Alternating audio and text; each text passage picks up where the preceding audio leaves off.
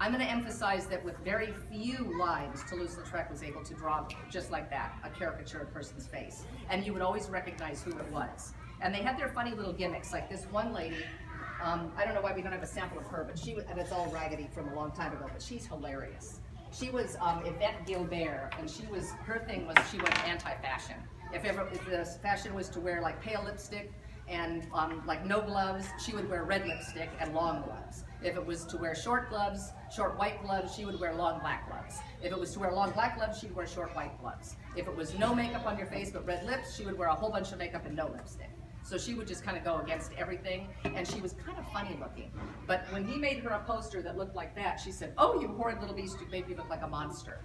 And they had a big fight over that until she realized that she really was not trying to make herself beautiful, and that he hadn't made her a monster. He didn't make people beautiful if they weren't. He made them look like they really did. So most of these people will be kind of funny looking. The kids will laugh. They will get a kick out of this one. Now they're going to start drawing it with pencil, then they're going to go over it with crayon. That's where they should kind of take their time. Just get the crayon good and dark, because we're kind of going to use it as a crayon resist, because the watercolor won't go over the crayon. It'll kind of stay in its lines. And what you're going to do, you're going to draw your picture loosely, based on whatever. You could just do their head, do it from the back, whatever's the simplest way for you to get across the kids choosing one. The only difference with the upper grade, besides the size of paper, they're going to add words. This is one of them. Nate Belfort has some words. They're going to glue it onto their background before they start painting. And if you want them to draw both on the paper and the background, that's fine too. They can glue it first and then draw on that. So once they've got that glued on there, this one I glued already, but you can just do the crayon drawing. Little kids, we're not going to worry about the pencil. We're going to start drawing with the crayon. And we're going to go with that one right now, just so I can show you. How many do I have that are from kindergarten to the second grade? Anybody? Good. So where you're going to have that little size paper, and this is like easiest to do as a guided drawing. So here's this. These are all like that. They're just basically going to start, and we'll do this one step at a time. So I'm going to do it, and then you do the same thing. Have your kids follow you along step by step. They're going to get their paper, put it portrait style, which is long ways, like this. First thing they're going to do, like, I don't talk and draw very well, but I'll move out of your way. You're going to make just a U shape, kind of in the middle of your paper, because that's going to be their face, just like that. Just make a U. It could be pointy, kind of like this. That's how they're going to start. Just make a big U on their paper, and that's going to be their head, like their face, their chin. The upper grade is going to be basically doing it their own thing. They're just going to be looking. You're not going to guide it. You're not going to do a guided drawing with them. They're going to start with a pencil, choose one of these kind of designs, and just kind of roughly do that. Now with the little kids, what you might want to do beforehand, of course everybody needs to have one of these on their desk. You could even have them use this for like a scratch paper. Just have them kind of, to loosen up their arms, do wiggly lines, like curvy lines, then have them maybe draw zigzaggy lines, short lines, broken lines, long, swooping lines, curly lines. Just have them do a whole bunch of different lines with their crayon, just to kind of get them loosened up and going. And it probably would help to do it with the upper grades too.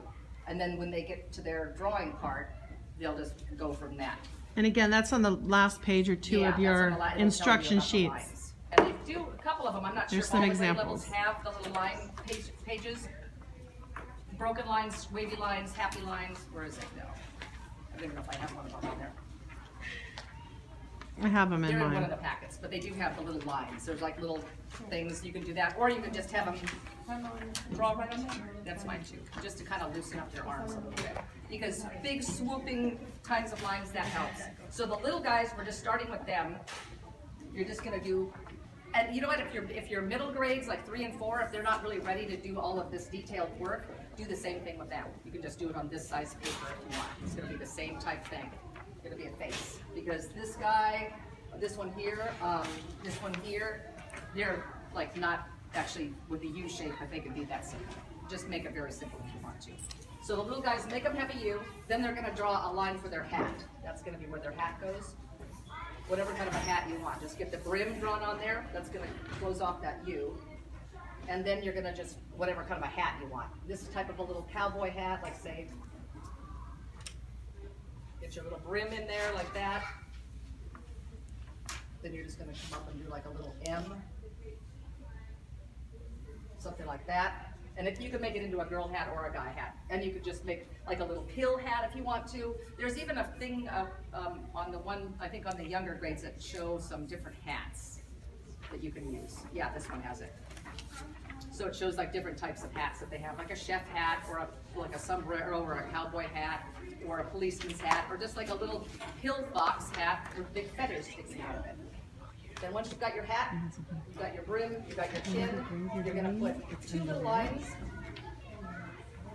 horizontal lines feeding the eyes. You can make them curvy, you can make them however you want to make them look like a female with eyelashes.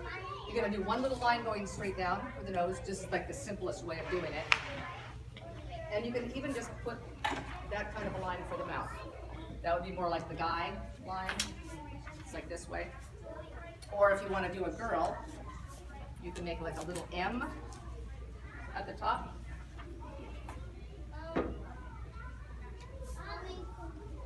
And then you can just add curly hair, make it become a girl. And then you can add flowers or feathers and beautiful sweeping eyebrows.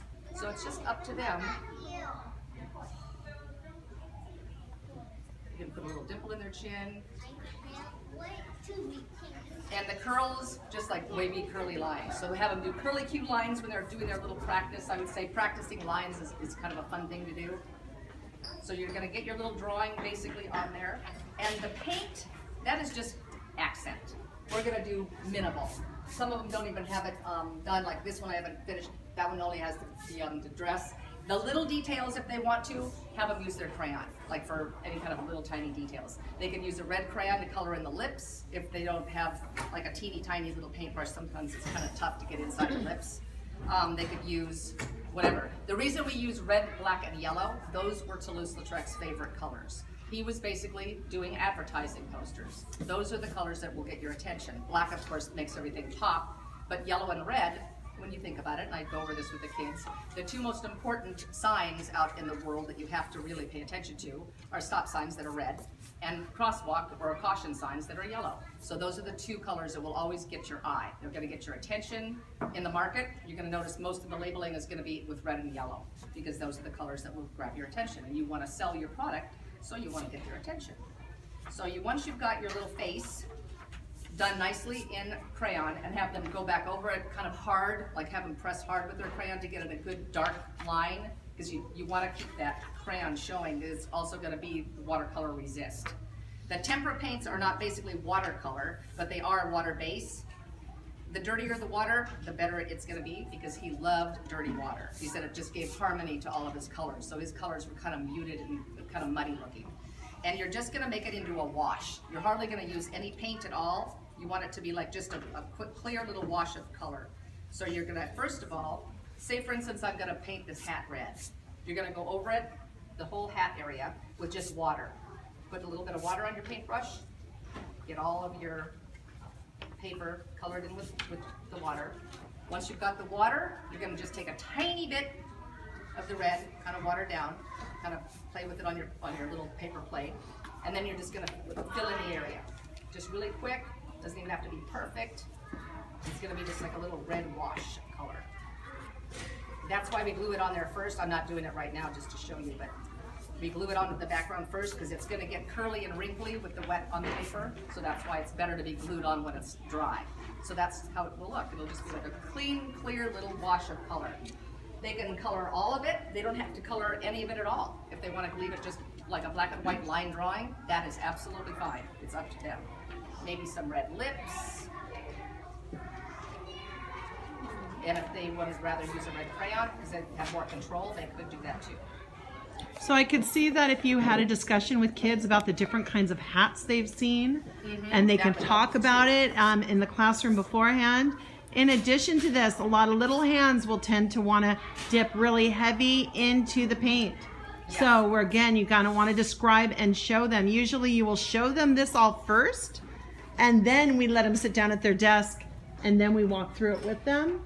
So you want to be very careful because, again, they'll want to do very thick paint on most occasions. So you really want to remind them how to do like a wash, okay? And try to remind them, too, to kind of tap it off on the side of their little bowl so they don't have like water dripping everywhere all over their table and them and everything else. So get the paper wet first, then you bring the color into it.